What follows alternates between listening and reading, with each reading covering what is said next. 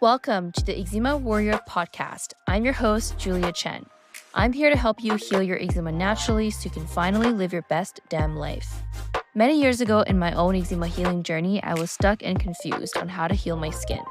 Fast forward to today, after many lessons learned and lots of trial and error, I'm now living my best life and traveling the world with clearer skin. If you're an eczema or TSW warrior who desires a life of food freedom and is wanting to heal your skin without steroids while using mindset and manifestation as a tool, you're in the right place. Now let's get into it. Hi everyone, welcome to another episode of the Eczema Warrior podcast. When this podcast episode is released, I'm actually in an exciting country. Spontaneously, I decided to book a trip from Vancouver, where I've been living, to London, England. I know, right? If you guys know me, you know I love tropical places. I love places with the beach. I love very hot weather and just being in the heat. And I've always been told that London is not like that. They have a colder climate in London, which is usually not my go-to spot when it comes to countries that I want to travel to. However, I've heard great things about London. I'm excited to see the architecture. I'm excited to explore. And so I'm going to be spending the next 2 weeks there while working at the same time and just being a little bit of a tourist on some days here. And then I fly back to Vancouver because I have a wedding that I'm going to. My best friend's getting married, which is why I had that bachelorette trip in Hawaii in the last week of June. I'm trying to not stay in Vancouver if I don't need to. So I do have a few weeks in the summer where I can just leave and come back. And then I need to go back to Vancouver for my best friend's wedding, which is not until the end of July. First week of August is when we have the bridal shower and the actual wedding. So your girl is out here exploring and living in a different country. Okay, so I don't want to talk about me too much today because I actually want to get into today's episode, which I know a lot of you have questions about. My clients ask about this all the time. A lot of people in general struggle with bloating, chronic bloating, and gut issues. And so in today's episode, I'm going to be teaching you exactly how to reduce bloating. So if you're someone who experiences it after eating meals, you just generally feel like you're pregnant or you look like you're pregnant, but you're not, and you want to learn how to alleviate the symptoms of bloating, then this episode is going to be for you. So before we dive into how to actually reduce bloating, obviously we have to figure out first, what is the root cause of why you have bloating in the first place? There are various reasons why you're experiencing bloating. And a lot of times it could just be a simple diet change or a simple lifestyle change, and you'll notice your bloating completely disappear. Some of the main causes of bloating for a lot of people is because they eat too fast, right? So if you're someone who finds yourself eating really fast, or you have inconsistent meal times, meaning one day you have breakfast at 9, the other day you skip breakfast.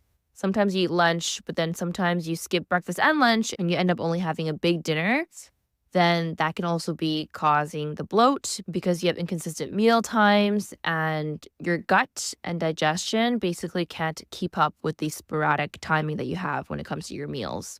When you eat too fast, that can also cause bloating as well. So if you're finding yourself eating on the go, rushing when you eat, even when you're eating when you're stressed, that actually impacts your digestion and slows down your digestion as well. So these are basically lifestyle factors that can cause bloating. So being mindful of your stress levels, being mindful of how fast you eat, if you chew your food, this is the basics to proper digestion. If you're someone who has this kind of lifestyle, then that's something that you definitely want to look deeper into. The other reasons why you can be bloated is because of your diet. So what kind of foods are you eating? If your diet is high in processed foods, let's say a lot of sugar, a lot of desserts, a lot of deep fried foods, that's definitely going to affect your digestion and your gut health, which can definitely impact bloating. So looking at your overall diet and seeing how often you eat whole foods versus how often you eat processed foods can tell you a lot as to your gut symptoms. If you have food intolerances from certain foods you're eating, that can also cause bloating as well. let's say you have an intolerance to dairy. We all know that when you are lactose intolerant, a lot of people experience bloating as a symptom, diarrhea, stomach pains can be common with lactose intolerance. Now, there's also other food intolerances as well. For those of you who are listening who have eczema, who have other inflammatory conditions, you might notice that when you eat gluten-containing foods, which is usually found in bread, that you'll experience bloating.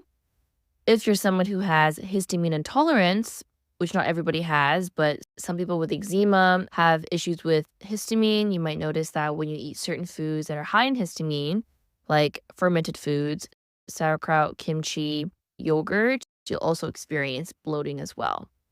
So it's really about looking deeper into what is causing the bloat. If it's diet related, it's not just the diet sometimes. It's looking deeper into why is it that your body's actually reacting to the foods that you're eating.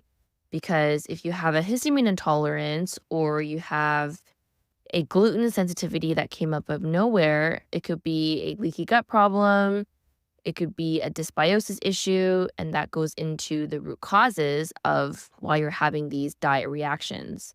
It could be candida, which is a very common yeast that grows in our body and also on the skin. But when there is overgrowth in the gut, then you can also experience symptoms like bloating. There's also SIBO, which is small intestine bacterial overgrowth.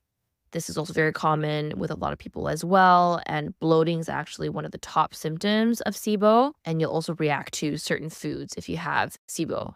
If you have poor digestion in general, that can also cause bloating. So the foods that you're eating, you're not digesting, your body is not breaking down the foods into proper nutrients. So what happens is that these foods are not digested in the gut, so it ends up staying in the gut and causing symptoms like indigestion and bloating. And of course, when you have indigestion, this is going to lead to constipation, right? Because your body can't clear out and can't digest the foods that you're eating. But also remember that constipation can be also caused by lack of fiber, if you're not drinking enough water, if you're not moving enough, like physical exercise, that can also cause constipation. You can kind of see how detective work needs to be done when it comes to figuring out the bloat. Because as you learned just now, it could be dysbiosis, but the dysbiosis can also cause constipation. But the lack of fiber can also cause constipation, and also lack of water can cause constipation. So it's kind of like peeling the layers of onion and trying to figure out, okay, what is the root of all of these problems? And when you get to the root of it, then you'll start to notice your symptoms improving. My tips when it comes to reducing the bloat is, like I said, find the root cause. Because let's say your root cause is candida, then you want to address the candida through proper supplements, through antifungals, through stress management, through a proper diet that's non-restrictive. And then once you do that, then you're going to start to notice your gut symptoms like bloating improve. On the other hand, if the root cause of bloating is because you have a very high stress lifestyle and you've never actually slowed down in your life and when you eat, then no matter how many diets you're on, how many supplements you're on, the bloat is always going to be there. So then it's using mindfulness and using stress management techniques to bring down your cortisol levels so that your body can focus on digestion. So that would actually be my second tip, is to manage your stress. Because I think also in the world that we live in today, everyone's stressed all the freaking time, right? There is no harm in implementing mindfulness and having stress management techniques in your daily routine. It's only going to help with your health. And then if you're someone who has been struggling with bloating and you know that you have chronic stress, then that would be one way to help reduce those symptoms. And then lastly, getting down to the basics. So slowing down when you eat, meal timing is really key, making sure you have consistent meals. Don't skip meals. Don't just drink coffee in the morning as your breakfast. Have balanced meals with protein, fats, and fiber. Don't rush. Slow down when you eat. And also chew your food very well. I always say 20 to 30 times per bite of your food. And this is going to help with breaking down the foods that you're eating, which in turn helps with digestion. There are also some helpful supplements to help with bloating as well. And again, I'm going to repeat this again. It depends on your root causes. So probiotics and enzymes are great for overall gut health, which in turn helps with symptoms of bloating. If you need sort of that quick relief, you're just feeling super bloated one day, your stomach hurts, and you just want something soothing, actually making fennel and ginger tea can be really helpful. If you see the vegetable fennel at the market, it's this looks like a giant green onion, but in a bulb form, if that makes sense. It has a white bulb and it has green stalks that come out of it. I've never actually cooked with fennel before, the actual vegetable, but what you can get from the fennel are these seeds. You don't have to extract it yourself from the actual vegetable. You can actually buy fennel seeds. They're already taken out for you. They're dried and it has a very strong flavor, but it's really great for digestion. It's really good for bloating and constipation. It kind of smells like licorice in a way. And what you do is you want to grab some fennel seeds and you want to get some fresh sliced ginger and make yourself a tea. Boil the seeds and boil the ginger for 15 to 20 minutes to really get the flavors and the juices of the ginger into the water, and make yourself a tea and drink it.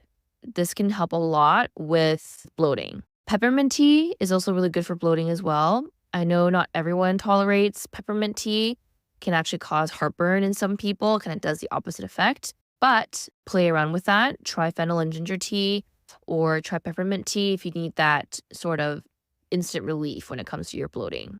If you need additional help when it comes to finding the root cause, figuring out why you have these gut issues, knowing what supplements to take, what diet to be on, I am your girl. I specialize in gut health. I specialize in eczema and mindset.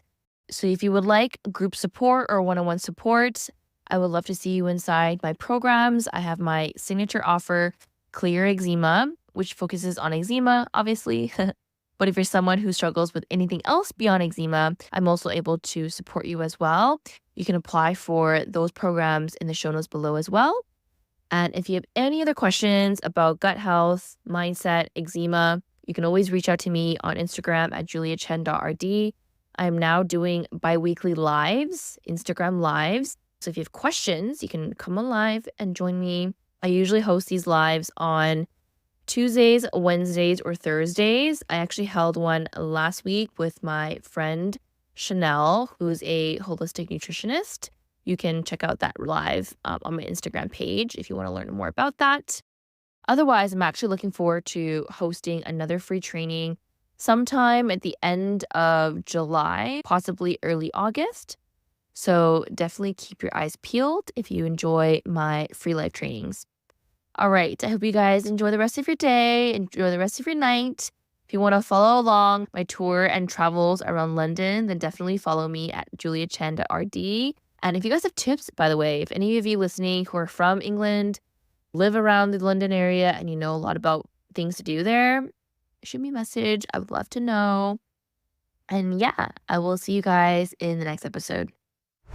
Thanks for tuning in to today's episode. Now, before I let you go, I want to let you know I have this amazing eczema visualization.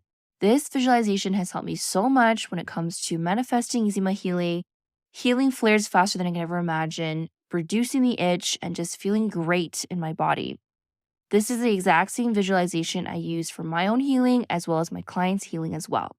And if you want to receive this visualization, then all you have to do is leave us a review and tell us what you think about the podcast, screenshot it, send it to your email at hello@juliachen.ca, and you will receive the visualization to your inbox. I look forward to seeing your review, and we will see you in the next episode.